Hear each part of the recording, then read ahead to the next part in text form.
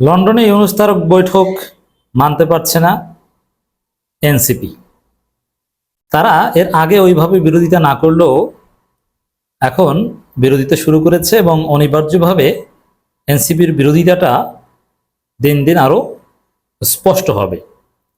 এবং এই বিরোধিতার মধ্য দিয়ে অলরেডি সবার আগে ফর্মাল স্টেটমেন্ট দিয়ে ইউনূস তারেক বৈঠককে প্রশ্নবিদ্ধ করেছেন চরমোনাই। যে বৈঠক কেন? এটা তো সব রাজনৈতিক দলকে সমান গুরুত্ব দেওয়া হলো না। মানে মনে হয় যেন এই দুইজনই অল ইন অল সবকিছু ঠিক করবে তারা। দর্শক,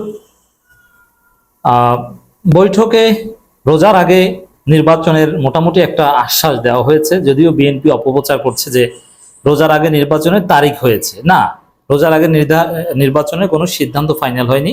শর্ত সাপেক্ষে বলা হয়েছে সংস্কার বিচার হলে, সব পরিস্থিতি সম্পন্ন হলে করা যেতে পারে। এটা কোনো নির্দিষ্ট তারিখ বা ঐক্যমতে পৌঁছানো নয়।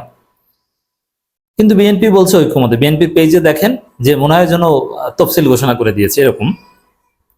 এখন এনসিপির বিরোধিতার মধ্য দিয়ে কার্যত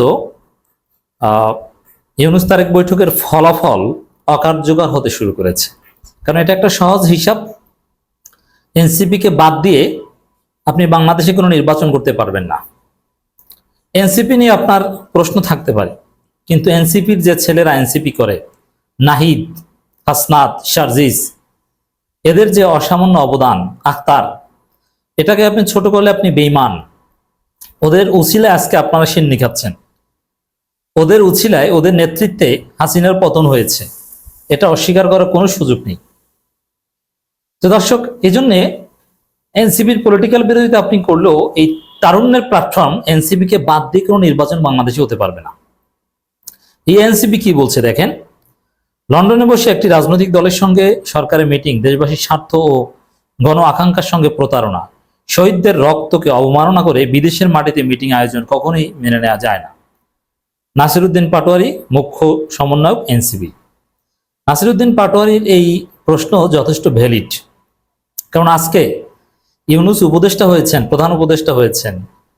তারেক রহমান আজকে লন্ডনে ঘুরে বেড়াতে পারছে স্বাধীনভাবে, প্রোটোকল পাচ্ছে। হাসিনা তো লন্ডন থেকে ধরে আনারও চেষ্টা করছিলেন, কিন্তু এটা পসিবল ছিল না। তারেক রহমান আজকে মামলা মুক্ত, স্বাধীন। খালেদা জি আজকে স্বাধীন। এটা হয়েছে 24-এর গণবিপ্লবের ফলে। অতএব সেই বিপ্লবটা হয়েছে বাংলাদেশে, সেটা লন্ডনে না। সেই শহীদদের মাটিতে মিটিং না করে লন্ডনে মিটিং কেন করতে হবে? এটা অবশ্যই আপত্তিকর, কোনো সন্দেহ নেই। এই আপত্তিটাই নাসিরউদ্দিন পাটোয়ারি বা এনসিপির ওভারঅল কনসেপ্ট এটাই তিনি এখন করলেন। কিন্তু চরমোনাই আনুষ্ঠানিকভাবে ইসলামী আন্দোলন বাংলাদেশ গাজী আতাউর রহমান এই বৈঠকের একদিন আগে গণমাধ্যমে বিবৃতি দিয়ে এই আপত্তির কথা জানিয়েছিল। সরাসরি নিষেধ না, যা সেটা ঠিক হচ্ছে না, এরকম একটা কথা বলেছিল।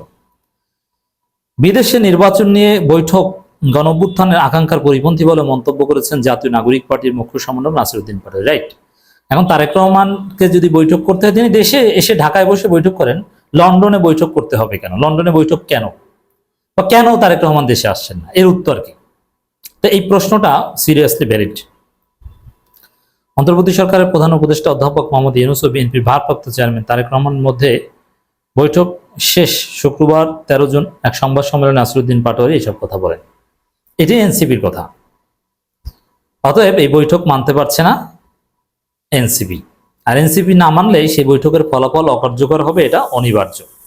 আমি মনে হয় প্রথম বলেছি যে এই বৈঠক ব্যর্থ হয়েছে। এই বৈঠক যে ব্যর্থ হয়েছে এটা দৃশ্যমান হতে শুরু করেছে কয়েক ঘন্টা পরেই এই নাসিরউদ্দিন পাটোয়ারি প্রেস কনফারেন্সের মধ্য দিয়ে।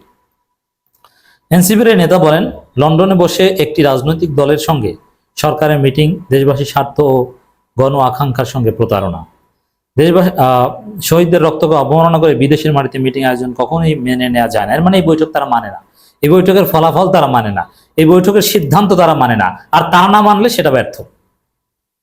দেশের ভবিষ্যৎ নির্ধারণ করতে হবে দেশের জনগণের মাধ্যমে, বিদেশি আলোচনায় নয়। ক্লিয়ার কথা। তাহলে বিএনপি এখন বিদেশিদের এনগেজ কেন করছে? বিদেশের বসে সমাধান কেন করতে হবে? কেন তারেক রহমান দেশে আসতে পারছে না? এই জায়গাটাই তো বিএনপি ধরা।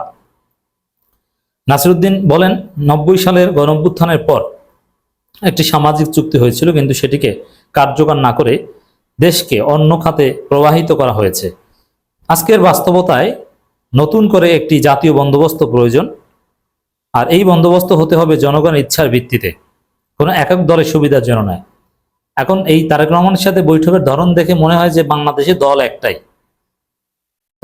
ইউনূস হচ্ছে বাংলাদেশের রাজা, তারেক রহমান হচ্ছে পৃথিবীর রাজা, এরকম একটা ভাবনা। এটা কোনো গণতন্ত্রের লক্ষণ নয় এভাবে বৈঠক করাটা। আমরা এটা আগে থেকেই বলে আসছি। নাসিরউদ্দিন পাটোয়ারি এখন বলছেন, এনসিপি এখন বলছে। এবং এই যে সংস্কারের যে কথা, সংস্কার ওই নির্বাচনের পর পার্লামেন্টের সংস্কার, ওই সংস্কারের কথা কিন্তু এনসিপি বলে না। সংস্কার হতে হবে নির্বাচনের আগে, একবারে সাফ কথা তাদের। তিনি জানান, বর্তমান সরকার যদি সংস্কার, বিচার এবং সংবিধান প্রণয়নের প্রক্রিয়া ব্যর্থ হয়, তাহলে এনসিপির দ্বিতীয় গণঅভ্যুত্থানের দিকে যেতে বাধ্য হবে। এমনকি এই সরকার জনগণের আকাঙ্ক্ষা প্রতিফলনে ব্যর্থ হলে এনসিপি কোনো নির্বাচনে অংশগ্রহণ করবে না। আমরা এনসিপির সাথে থাকবো, বিশেষ করে একটা নতুন সংবিধান প্রণয়ন করতে হবে। এই জায়গাটা যদি সরকার না পারে, নতুন সংবিধানের আগে কোনো নির্বাচন না, তাহলে ওই যে আমি বলি না যে এপ্রিলে নির্বাচন আর ফেব্রুয়ারিতে নির্বাচন, ওগুলো ফাও কথা। নতুন সংবিধান ছাড়া নির্বাচনই এরা মানবে না। আর এনসিপি কে বাদ দিয়ে নির্বাচন, ওটা কোনো নির্বাচনই না, ওই নির্বাচন হতেই পারবে না। আর একটা গণঅভ্যুত্থান করবে ওরা, এবং সেখানে এই সংবিধান বাতিলের দাবিতে যদি কোনো গণবিপ্লবের ডাক দেয়, ইসলামপন্থীরা সাড়া দিবে। তাহলে তিনি আরো বলেন, শুধু রাজা বা রানী বদল হলেই চলে না, কাঠামোগত পরিবর্তন প্রয়োজন। এনসিপি বিশ্বাস করে গণঅভ্যুত্থানের মাধ্যমে অর্জিত স্বপ্ন পূরণ না হওয়া পর্যন্ত তাদের লড়াই চলবে। এখন কি মনে করেন যে ইউনূস এদের এই অনুভূতি, এদের এই সিদ্ধান্ত, এগুলোকে একদম ওভারলুক করে বিএনপির কথা মতো ফেব্রুয়ারিতে নির্বাচন দিয়ে দিতে পারবে? Is it possible? না। নতুন সংবিধান প্রণয়ন বা আরো যেসব কথা বলা হচ্ছে, এগুলো ফেব্রুয়ারির মধ্যে সম্ভব হবে না। অন্তর্বর্তী সরকারের প্রতি আহ্বান জানিয়ে নাসিরউদ্দিন পাটোয়ারি বলেন, শহীদদের আত্মত্যাগ ও আহতদের কষ্টের মূল্যায়ন দিতে হবে, গ্রামের মানুষের কাছে যেতে হবে, জানতে হবে তারা কি চায়। জনগণের বেদনার প্রতিফলন যদি সরকার বুঝতে পারে, তাহলে বিচার ও সংস্কারের প্রক্রিয়া তারা সক্রিয় হবে। বিএনপির অবস্থান নিয়ে প্রশ্নে নাসিরউদ্দিন বলেন, বিএনপি একসময় ডিসেম্বরের মধ্যে নির্বাচনের দাবি জানানো এখন রোজার আগে সময়সীমা এসে পৌঁছেছে, কিন্তু তারা এখনো জুলাইয়ের ঘোষণাপত্র, বিচার বা নতুন সংবিধানে কোনো সুস্পষ্ট প্রস্তাব দেয়নি। ফলে এটি বোঝা যাচ্ছে তারা কেবল ক্ষমতার লোভে যুক্ত হয়েছে, গণ আকাঙ্ক্ষার প্রতিনিধিত্ব করছে না। এনসিপির নেতা বলেন, অন্তর্বর্তীকালীন সরকার, বিএনপি একযোগে দেশের জনগণকে পাশ কাটিয়ে একটি গভীর সংকট তৈরি করছে। জনগণ অতীতেও লড়াই করেছে, ভবিষ্যতেও করবে। জনগণের ম্যান্ডেট ছাড়া কোনো সরকারই বৈধ হতে পারে না। তিনি বলেন, শুধু নির্বাচন করলেই হবে না, সঠিক বিচার ও সাংবিধানিক সংস্কার ছাড়া নির্বাচন অর্থ নেই। জামাতও কিন্তু এই কথা বলছে যে যেন তেন নির্বাচনে জাতি চায় না, নির্বাচন হতে হবে নির্বাচনের মতো। এখন নির্বাচনের মতো নির্বাচন করলে এত সহজ নয় যে ফেব্রুয়ারিতে নির্বাচন করে দিলাম, তাও লন্ডন মিটিংয়ে সিদ্ধান্তের মধ্য দিয়ে। না, এই মিটিং ব্যর্থ, তা প্রমাণিত হতে শুরু করেছে, দৃশ্যমান হতে শুরু করেছে।